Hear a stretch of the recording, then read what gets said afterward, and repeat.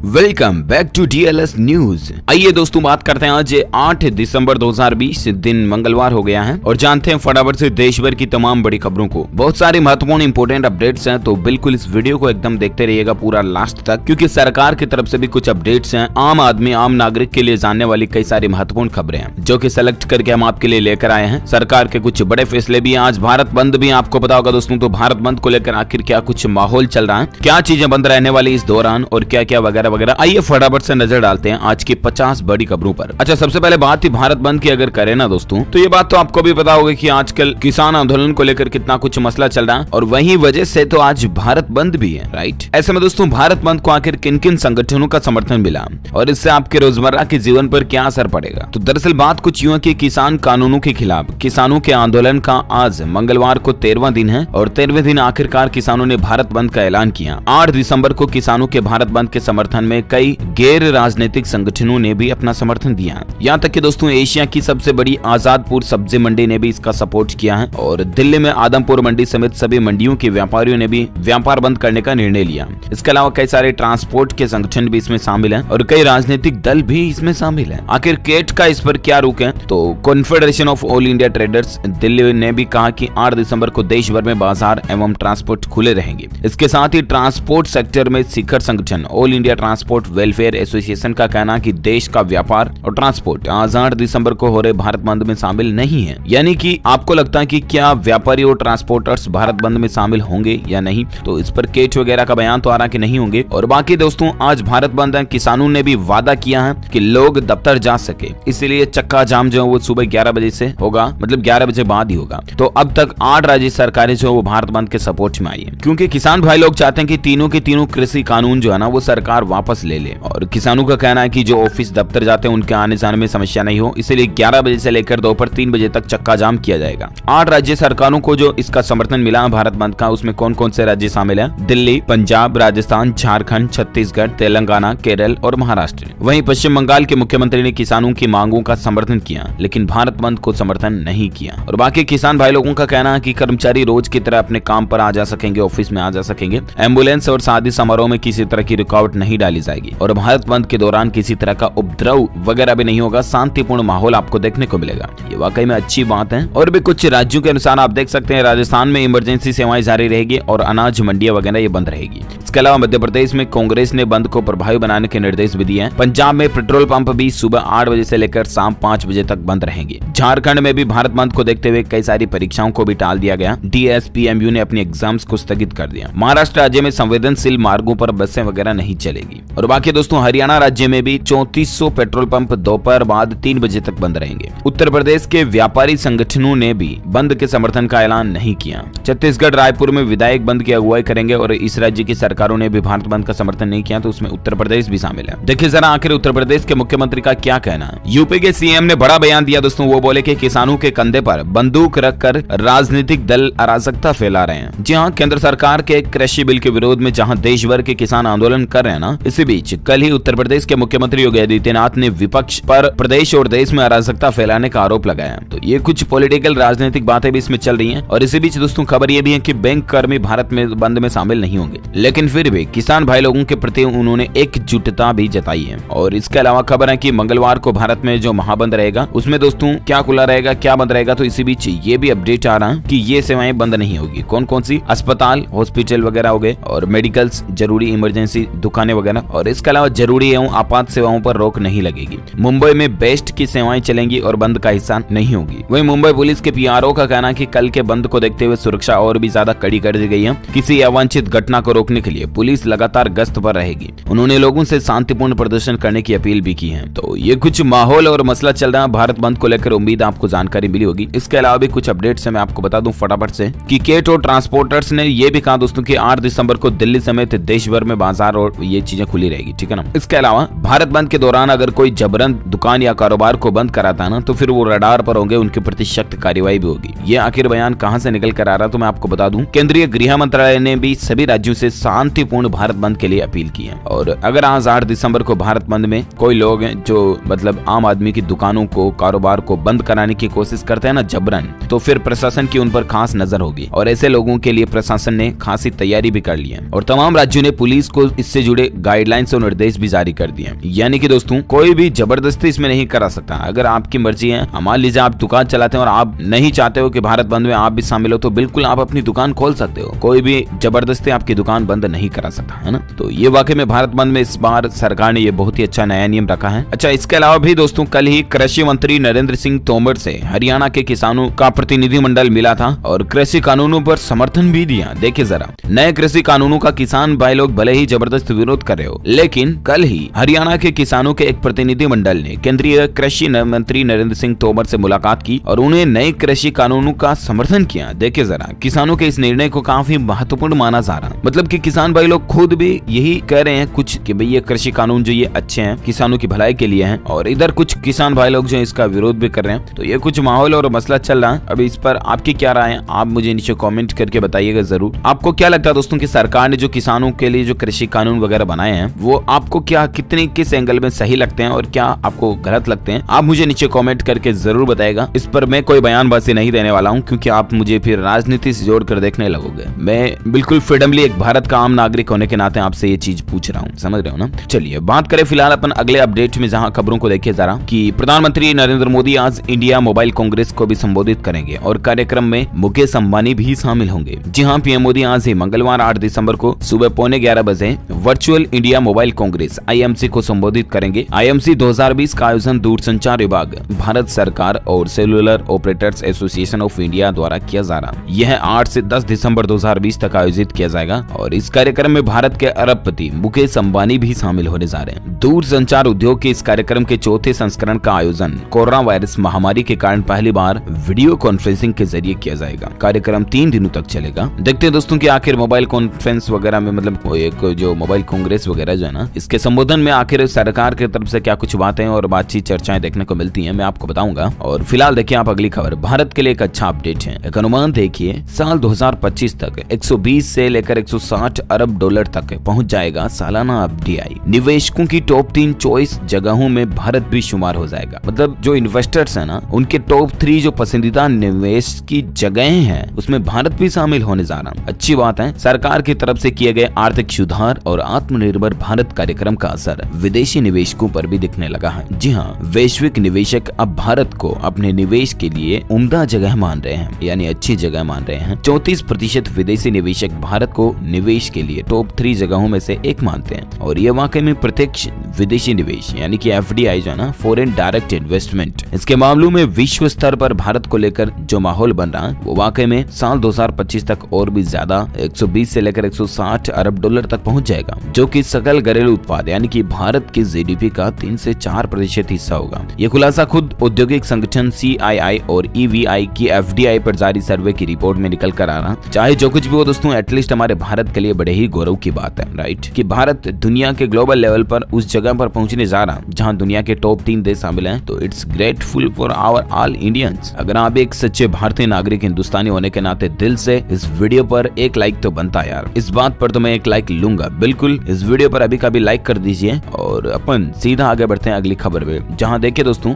गाँव को मिलेगा न्यू ईयर गिफ्ट है और इस स्कीम के तहत बटेंगे 60 करोड़ LED बल्ब। जी हाँ, देखिए भारत के लिए और आम आदमी के नागरिकों के लिए अच्छी खबर है। दरअसल पब्लिक सेक्टर की energy efficiency services limited EESL जो ना, वो अगले ही महीने यानी कि जनवरी 2021 की शुरुआत में ही प्रधानमंत्री नरेंद्र मोदी के संसदीय क्षेत्र वाराणसी समेत देश के 5 शहरों के ग्रामीण इलाकों से ग्रामीण उजाला नाम से एक नई स्कीम शुरू करने जा रही है। PTI की खबर के मुताबिक एनर्जी एफिशिएंसी को गाँव में ले जाने और बिजली बिल में कमी के जरिए वहाँ रहने वाले लोगों की बचत बढ़ाने के इरादे से ये योजना शुरू की जा रही है। 10-10 रुपए प्रति बल्ब की रेट पर किसान भाई लोग वगैरह और गाँव के जो आम आदमी है वो सभी बल्ब ले सकेंगे। तो ये स्कीम वाकई में फेज वाइज लागू की जाएगी और इसके तहत गाँव के प्रति परिवार 10-10 रुपए प्रति बल्ब की दर से 3 से 4 LED बल्ब खरीद सकेंगे, उनको बांटे जाएंगे। और इस योजना से जुड़े सूत्रों का कहना दोस्तों की ग्रामीण उजाला योजना नाम से कार्यक्रम अगले महीने यानी जनवरी 2021 की के दूसरे सप्ताह से ही शुरू किया जा सकता है। और इस योजना के लगभग टारगेट कितना रखा गया पता, 15 से 20 करोड़ ग्रामीण परिवारों के बीच तकरीबन 60 करोड़ LED बल्ब बांटने की योजना है। ये वाकई में अच्छी बात है दोस्तों, क्योंकि इससे एटलीस्ट बिजली की भी बचत होगी। इतने करोड़ों बल्ब जब भारत में जो बड़े बड़े लट्टू लगते हैं ना, मतलब उनको क्या बोलते हैं, बल्ब जो 100 वाट 150 वाट के आते हैं, उनकी जगह पर अगर ये 20 30 25 वाट के जो अगर एनर्जी वाले बल्ब बांटे जाएंगे तो अच्छी बात है कि इन बल्ब से बिजली बचत भी होगी और किसान भाई लोगों को सस्ते में बल्ब भी मिल जाएंगे। अप्रैल 2021 तक ये स्कीम पूरे देश में लागू करने की प्लानिंग है। बिजली मंत्रालय का भी यही कहना कि इससे तकरीबन सालाना 50,000 करोड़ रुपए की बिजली वगैरह भी बचेगी। मतलब कितनी अच्छी बात है ना, सौर ऊर्जा वगैरह से भी ये कुछ अच्छा अपडेट चल रहा है। और अगली खबर देखिए, थोड़ी बुरी खबर आम आदमी को झटका देने वाली है कि दिसंबर में महंगा हुआ दूध, चीनी यानी कि शक्कर वगैरह और चाय पत्ती भी। दरअसल आम आदमी के लिए किचन की महंगाई की मार लगातार बढ़ती जा रही है। सब्जियों और दालों के बाद अब चीनी, दूध और चाय पत्ती के भाव में भी बढ़ोतरी देखने को मिली है। उपभोक्ता मंत्रालय की वेबसाइट के आंकड़ों की माने ना दोस्तों, तो देखिए जरा क्या आंकड़ा आ रहा। 30 नवंबर को देश भर के खुदरा बाजार में चीनी यानी कि शक्कर का जो औसत मूल्य था ना, वो 39 रुपए और 68 पैसे प्रति किलो था, जो कि 7 दिसंबर को बढ़कर 43 रुपए और 38 पैसे हो गया। मतलब कितनी रेट बढ़ गई, अंदाजा लगाइए आप, तकरीबन 4 रुपए के समथिंग बढ़ गए, राइट। और देखिए खुली चाय की पत्ती के जो रेट्स थे वो भी तकरीबन 11% तक बढ़े हैं, क्योंकि चाय पत्ती का रेट 238 से बढ़कर 266 रुपए प्रति किलो तक पहुंच गया। इसके अलावा दोस्तों दूध के भाव में 7% की बढ़ोतरी देखी गई है। दूध का भाव जो नवंबर में था 46 रुपए कुछ पैसे, वो बढ़कर 50 रुपए प्रति लीटर पर पहुंच गया। और बाकी आपको पता है टमाटर, तेल, सब्जियों वगैरह में तो क्या रेटें चल रही है, हरी मिर्ची वगैरह। तो इस तरह से आम आदमी की महंगाई बढ़ती जा रही है। जरूर सरकार को इसके लिए कुछ अच्छे कदम उठाने चाहिए, राइट। देखते हैं गवर्नमेंट क्या अपडेट लेकर आती है, इसको लेकर मैं आपको खबर बता दूंगा। और फिलहाल अगली खबर देखिए, दिल्ली वालों के लिए और भी ज्यादा महंगी हो सकती है फल और सब्जियां, क्योंकि ट्रांसपोर्टरों ने इधर भाड़ा वगैरह भी बढ़ा दिया। और किसानों के आंदोलन के बीच फंसे हुए ट्रांसपोर्टर, तो उनको क्या कि रूट लंबा लेना पड़ रहा है और इसके चलते भाड़ा उन्होंने 15 से 25% तक बढ़ा दिया। अब एटलीस्ट भुगतना तो किसको है, आम आदमी को, ग्राहक कोई जो उपभोक्ता है, लास्ट एंड यूजर है, उसी को तो भुगतना पड़ेगा ना सारी महंगाई का खर्चा। तो इधर सब्जियों की, फलों की रेटें भी बढ़ गई क्योंकि ट्रांसपोर्टरों ने भाड़ा बढ़ा दिया इसलिए, है ना। और खबर चल रही है दोस्तों कि अब ट्रेन के टिकट पर आपको अलग से चुकानी होगी ये नई फीस, क्योंकि रेलवे से सफर करना भी महंगा होगा। दरअसल बात कुछ यूं है ना कि देश के बड़े रेलवे स्टेशनों से ट्रेन में सफर करना अब महंगा हो सकता है। खबरों के मुताबिक दोस्तों सरकार इसी महीने बड़े स्टेशन से यात्रा करने पर UDF को मंजूरी दे सकती है, यानी कि यूजर डेवलपमेंट फी करके और एक्स्ट्रा चार्ज होता है। तो फिर एयरपोर्ट के जैसे ही रेलवे स्टेशनों पर भी ये फीस लग सकती है और उसके बाद 10 से 40 रुपए तक यूजर डेवलपमेंट फीस आपको देनी पड़ सकती है। देखते हैं आखिर क्या कुछ अपडेट आता है और कब से ये नियम लागू होता है, मैं आपको बताता रहूंगा खबरें। और साथ ही अगली खबर देखिए कि क्या आप भी केंद्रीय कर्मचारी हैं तो लॉकडाउन के दौरान आपको यात्रा भत्ता नहीं मिलेगा। आखिर इसके पीछे वजह है क्या है, तो मैं आपको बता दूं दोस्तों कि 1 दिसंबर 2020 को जारी ऑफिस मेमोरेंडम में यह कहा गया है कि केंद्रीय कर्मचारियों को यात्रा भत्ता उनके घर से ऑफिस तक आने के दौरान हुए खर्च की भरपाई के लिए ही दिया जाता है। और लॉकडाउन के दौरान अगर कोई कर्मचारी अपने घर से ही काम कर रहे हैं तो फिर वे ऑफिस तो गए नहीं, पूरे महीने उन्होंने यात्रा की नहीं,